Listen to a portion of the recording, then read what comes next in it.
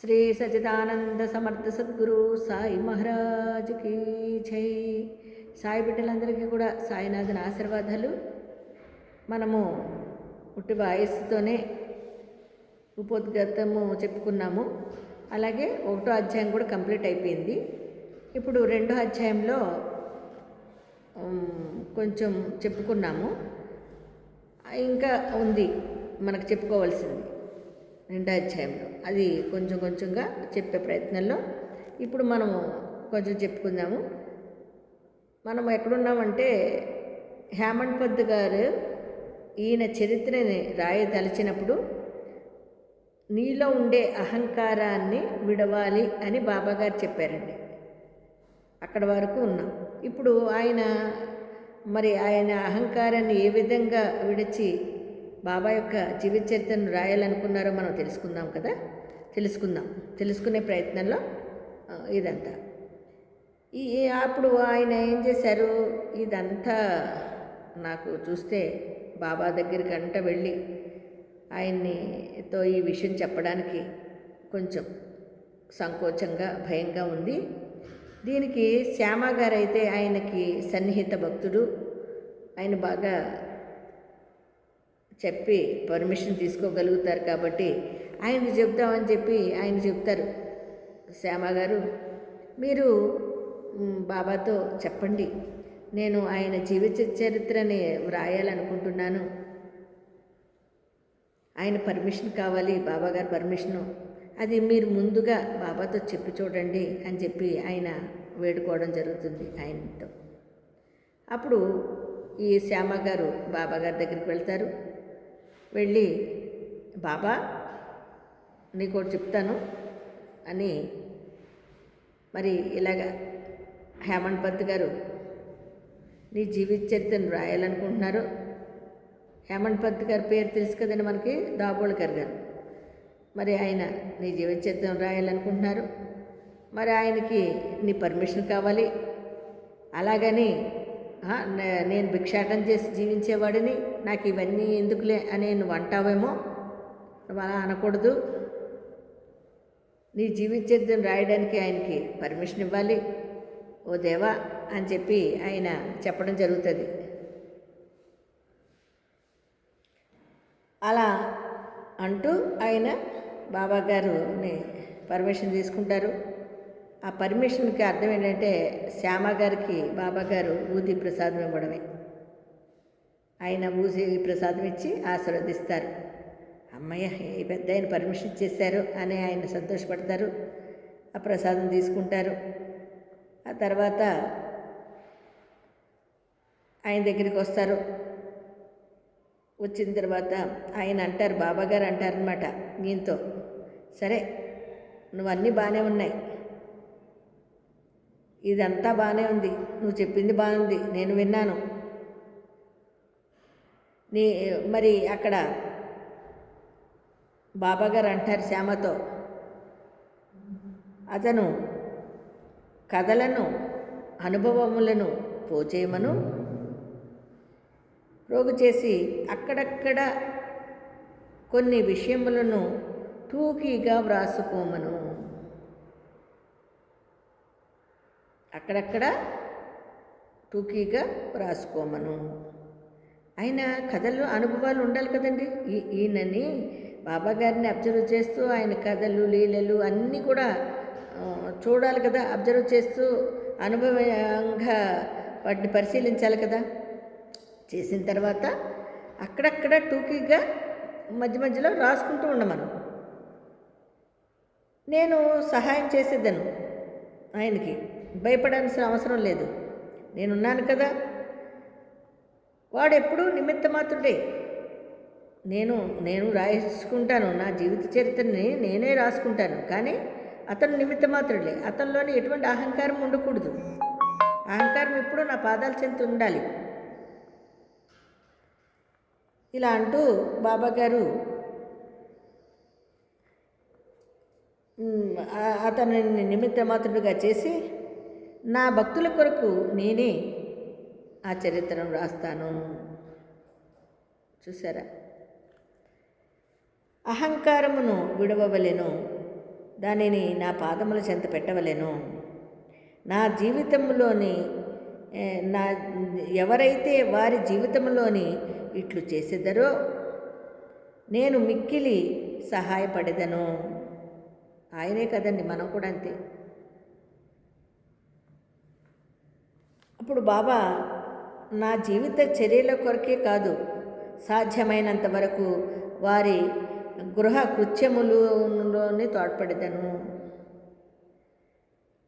ఇలా ఎవరైతే చేస్తారో ఆయనే కాదు, హేమంత్ పంత్ గారే కాదు, ఎవరైతే ఈ రకంగా వాళ్ళలో ఉండే అహంకారాన్ని విడచి చేస్తారో వాళ్ళ యొక్క గృహ కృత్యములు అందు కానీ మనకి ఆయన ఎక్కువగా సహాయపడతాను అంటారండి బాబాగారు. వారి అహంకారము పూర్తిగా పడిపోయినచో వారి మనస్సులోకి ప్రవేశించి వారి మనసుల్లో కూడా ఆయన ప్రవేశిస్తారండి. నా చరిత్రను నేనే వ్రాస్తాను. నా కథలను బోధనలను విన్నవారికి భక్తి విశ్వాసములు కలుగుతాయి. వారు ఆత్మ సాక్షాత్కారమును బ్రహ్మానందమును పొందుతారు. నీకు తోచిన దాన్ని నువ్వు రాయకము, నీ ఇష్టం వచ్చినట్టు నువ్వు రాయడానికి లేదు. ఇతరుల అభిప్రాయాలను కూడా మనము తెలుసుకోవాలి. ఇతరుల అభిప్రాయాలను కూడా నువ్వు తెలుసుకో. అందులో మంచి చెడులు ఉంటాయి, ఆ మంచి చెడులను కూడా తెలుసుకోవాలి. వివాదము కూడదు. నాకొచ్చు, నాకు అన్నీ తెలుసు, నేను అలాగే ఇలాగే అని వివాదించొద్దు, వాదించొద్దు ఎవరితోనేని. ఈ విధముగా ఉంటే వ్రాయడానికి నేను సహాయం పడతాను.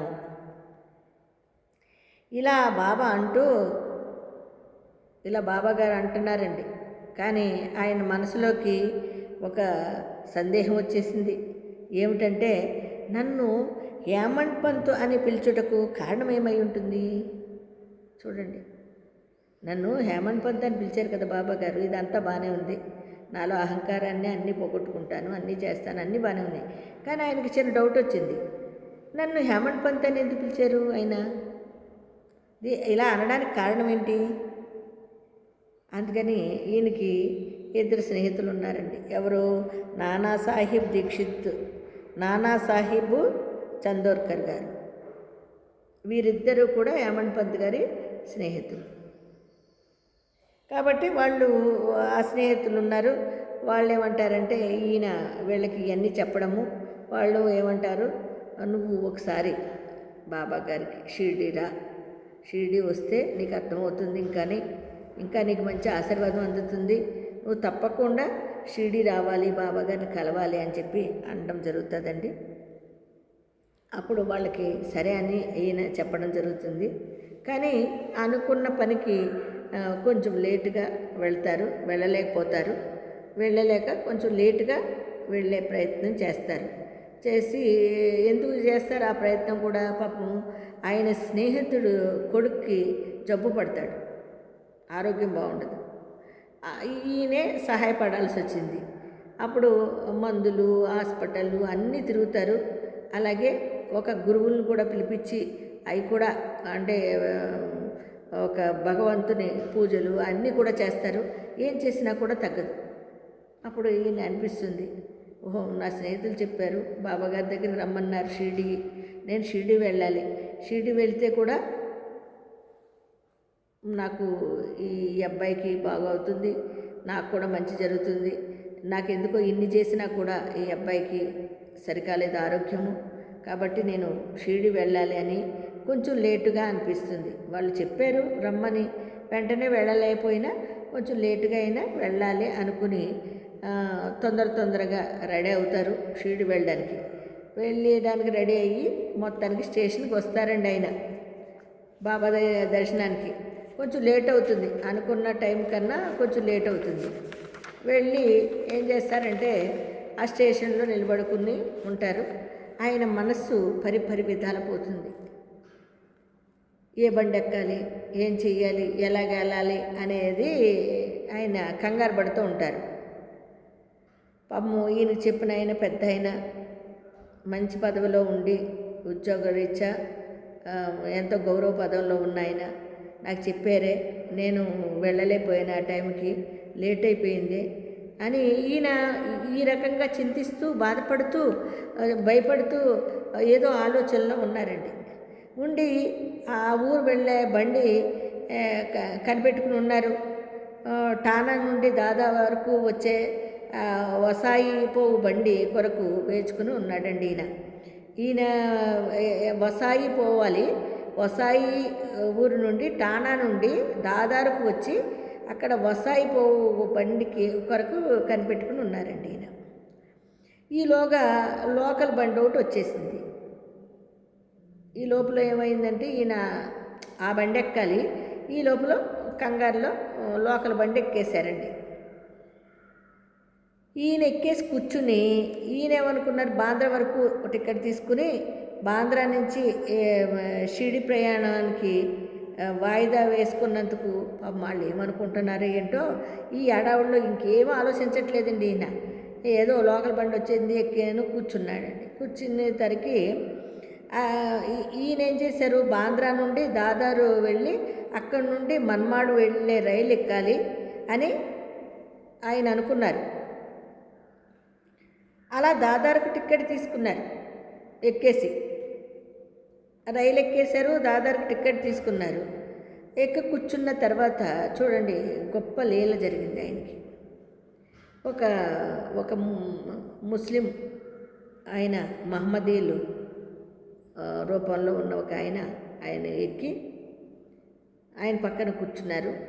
ఈయన ఆడావిడే, ఈయన ఆలోచనలతో కంగారుగా ఉండడం ఇవన్నీ గమనించారు.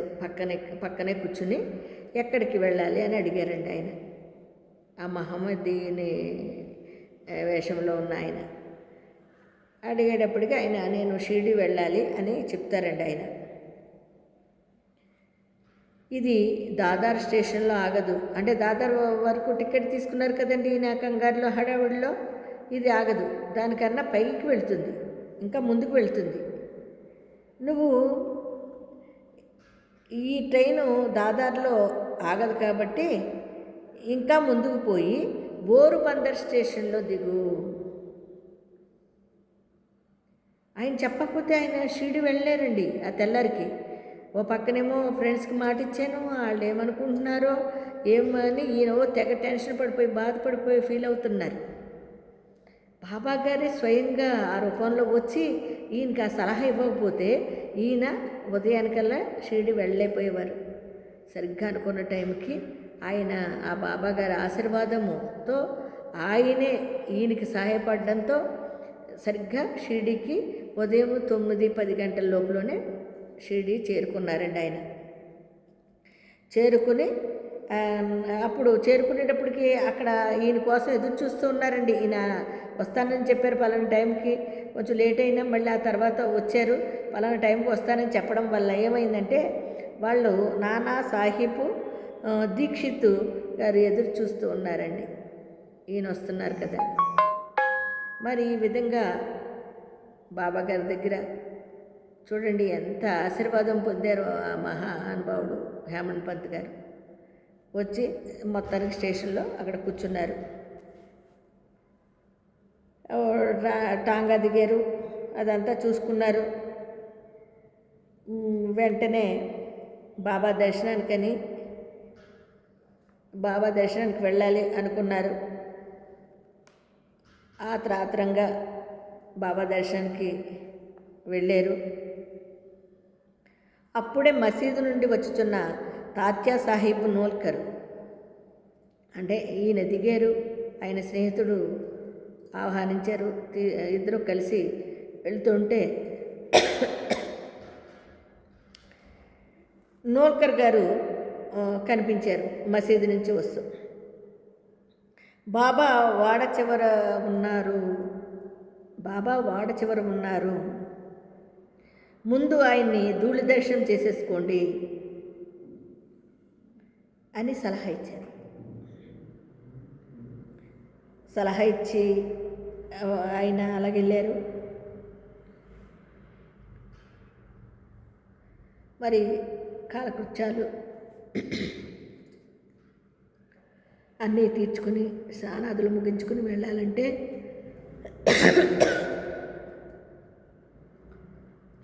బాబా దగ్గరికి లేట్ అవుతుంది. ధూళి దర్శనం చేసుకుంది ముందు, ఆ తర్వాతే కాలకృత్యాలన్నీ తీర్చుకుని స్నానాదులు ముగించుకుని మళ్ళీ దర్శనం చేసుకోవచ్చు బాబా గారికి అని చెప్పడంతో గబగబా బాబా దర్శనానికి వెళ్ళి ఆయన పాద నమస్కారం చేసుకుని సాష్టాంగ నమస్కారం చేసుకొని ఆనందము ఆయనకి అసలు అలా చేసుకోగానే అసలు ఆనందము ఎంత అంత కదండి ఆయనకి ఆనందం.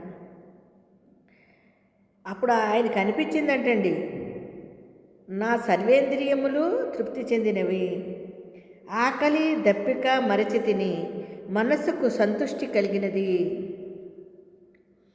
బాబా పాదములు పట్టిన వెంటనే నా జీవితంలోని గొప్ప మార్పు కలిగినది. నన్ను షిరిడి పోవలసినదని ప్రోత్సహించిన వారికి నేను రుణగ్రస్తుడను.